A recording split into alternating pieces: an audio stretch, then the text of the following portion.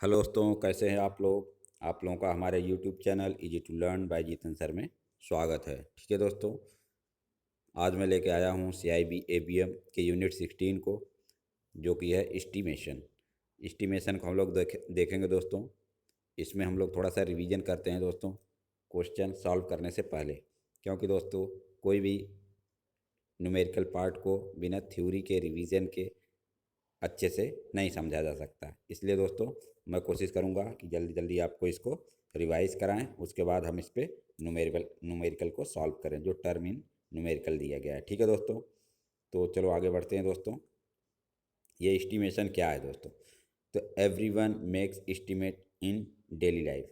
कोई भी आदमी हो वो हमेशा कुछ न कुछ एस्टिमेशन रोज़ का रोज़ कर रहा है। ठीक है दोस्तों, जैसे हम लोग मोटरसाइकिल चला रहे हैं, रिजर्व में हो गई, फिर भी हम आशा लगाते हैं कि अभी भाई 80 किलोमीटर, 85 किलोमीटर, 60 किलोमीटर रन कर जाएगी, और उसी एस्टिमेशन के हिसाब से हम फिर से पेट्रोल उसमें भरवाते हैं। ठीक है दोस्तों, घर में हैं, लेडीज़ हैं दोस्तों, अगर आपके फ्रेंड्स आ गए तो उनको ये एस्टीमेट लगाना पड़ता है कि 2 आदमी आए हैं, 3 आदमी आए हैं, कितना खाना बनाना पड़ेगा। तो एवरीडे लाइफ में दोस्तों एस्टीमेशन की ज़रूरत है, और सभी लोग इसको करते भी हैं।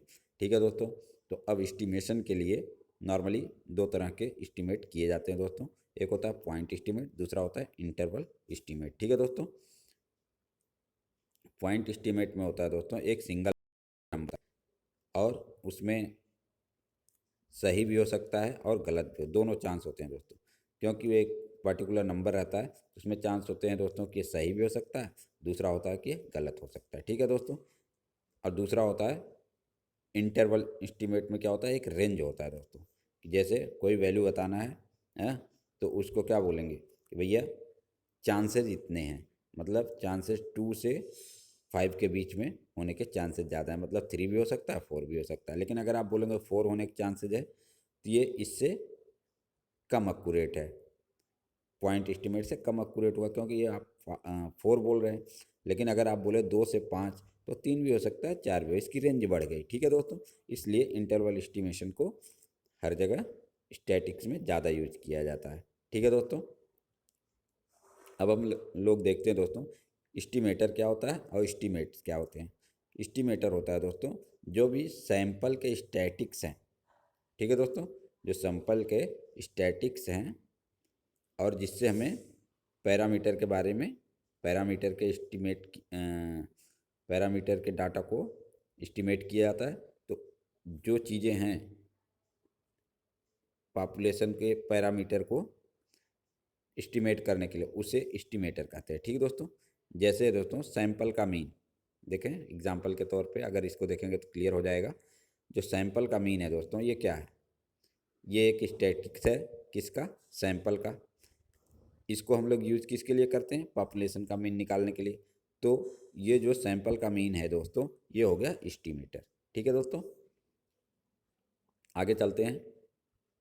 An estimate is a specific value of A statics. ठीक है दोस्तों, एस्टिमेट होता है जिस चीज़ के लिए आप एस्टिमेट कर रहे हैं उसका एक स्पेसिफिक वैल्यू होता है। ठीक है दोस्तों, अब आता है जो आपका एस्टिमेटर है वो किस ढंग का होना चाहिए दोस्तों। ऐसा तो है नहीं कि आप हर चीज़ को एस्टिमेटर बना लेंगे। तो जो एस्टिमेटर होता है दोस्तों, एस्टिमेट के लिए उसके कुछ करेक्टरिस्टिक्स होते हैं। तो करेक्टरिस्टिक्स क्या है दोस्तों? जो आपका एस्टिमेटर है वो अनबायस्ड होना चाहिए, मतलब पक्षपात नहीं करना चाहिए। इफ़िशियंसी होनी चाहिए कि जिस चीज़ के लिए है वो कार्य हो पा रहा है। कंसिस्टेंसी होनी चाहिए दोस्तों, ऐसा नहीं कि अभी एस्टिमेट किया तो कुछ और वैल्यू आ रहा है, थोड़ी देर बाद किया तो कुछ और वैल्यू आ गया। तो उसमें कंसिस्टेंसी होना जरूरी। उसके बाद होता है तो दोस्तों सफिशियंसी होना भी बहुत ज़रूरी है, मतलब जो एस्टिमेटर आप यूज़ कर रहे हैं उससे जो डाटा मिले वो सफिशियंट रहे किसी भी जगह उसको देने के लिए। ठीक है दोस्तों, तो ये 4 चीज़ें होती हैं जो एक एस्टिमेटर को में होना चाहिए। ठीक है दोस्तों, क्या क्या होता है? अनबायस्ड होना चाहिए, इफ़िशियंसी होनी चाहिए, कंसिस्टेंसी होनी चाहिए, और सफिशियंसी होनी चाहिए। ठीक है दोस्तों, अब आगे बढ़ते हैं। Point estimate can be calculated as a mean of the given data. तो पॉइंट एस्टिमेटर क्या है दोस्तों? ये नॉर्मली एवरेज है या मीन है, दोनों बोल सकते हैं। जो भी डाटा दिया गया उसका मीन निकाल लो या एवरेज निकाल लो, तो वही उसका हो गया मीन। कैसे निकालते हैं दोस्तों? जो भी डाटा दिया गया है उसका समेशन करते हैं, सम करते हैं और divided by number of data. ठीक है दोस्तों, तो उससे मीन निकल जाता है, उससे पॉइंट एस्टिमेशन कहते हैं। दूसरा होता है दोस्तों interval estimate, can be range near to mean.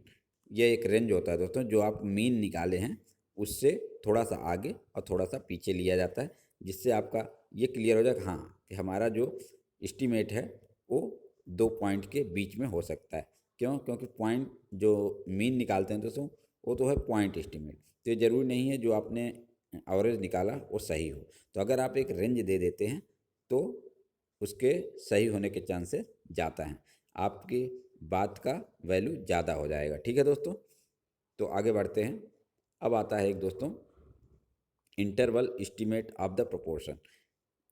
ठीक है दोस्तों, इस तरह के क्वेश्चन एग्जाम में पूछे गए हैं कई बार, तो इसको हम लोग बोलते हैं एनपीक्यू। एनपीक्यू, ठीक है दोस्तों, एनपीक्यू से आप इसको याद कर सकते हैं क्योंकि ये प्रोपोर्शनल का एस्टीमेट निकालता है दोस्तों। तो इसके लिए 3 फार्मूले दिए गए हैं दोस्तों, हम केवल उसी पे अभी डिस्कशन करेंगे। जब कोई प्रोपोर्शनल वाली चीज़ होती है दोस्तों, जैसे बोला कि एक स्कूल के 40% बच्चे जो हैं पास होंगे, इसका मतलब क्या है? फेल कितने होंगे दोस्तों? 60 होंगे। तो जो पास वाला दिया है दोस्तों ये पी मान लिए, जो फेल वाला आपने निकाला इसको क्यू मान लिए, और नंबर ऑफ स्टूडेंट दिया रहेगा। ठीक है दोस्तों, एनपीक्यू से हम लोग मीन निकाल सकते हैं, standard deviation and standard year तीनों को कैलकुलेट कर सकते हैं। ठीक है दोस्तों, तो उसका फार्मूला इधर दिया गया है दोस्तों, मीन निकालने के लिए n into p, n into p. ठीक है दोस्तों, और दूसरा होता है स्टैंडर्ड डेविएशन। स्टैंडर्ड डेविएशन निकालने के लिए दोस्तों under root n into p into q. ठीक है दोस्तों, जो पी एंड क्यू क्या है? ये प्रोबेबिलिटी है दोनों। तो पी मान लो जितना रहता है दोस्तों, तो 1 माइनस क्यू पी कर दोगे तो उतना क्यू आ जाएगा। ठीक है दोस्तों, एक दूसरे के अपोजिट होंगे दोस्तों, और दोनों को जोड़ने पे 1 आएगा। ठीक है दोस्तों, और एन नंबर ऑफ सैंपल्स हो गए। और स्टैंडर्ड एरर निकालने के लिए फार्मूला है दोस्तों under root p q by n. ठीक है दोस्तों, पी क्यू बाई एन। ठीक है दोस्तों, तो इन फार्मूला से और जो थ्योरी है दोस्तों, हमें लग रहा है आप अच्छे से समझ गए होंगे कि एस्टिमेशन को कैसे सॉल्व किया जाएगा। ठीक है दोस्तों, अब इसमें हम लोग दोस्तों आगे बढ़ते हैं और देखते हैं कि इसमें कुछ क्वेश्चंस हैं दोस्तों। तो अनसॉल्व क्वेश्चन को हम लोग दोस्तों दूसरे वीडियो में डिस्कस करते हैं। ठीक है दोस्तों, इसमें आपके मैकमिलन बुक के बैक साइड में जो क्वेश्चंस हैं दोस्तों अनसॉल्व, उसको हमने सॉल्व किया है। ठीक है दोस्तों, तो इसके लिए हम लोग दूसरा वीडियो बनाते हैं दोस्तों। तब तक के लिए दोस्तों thank you for watching this video.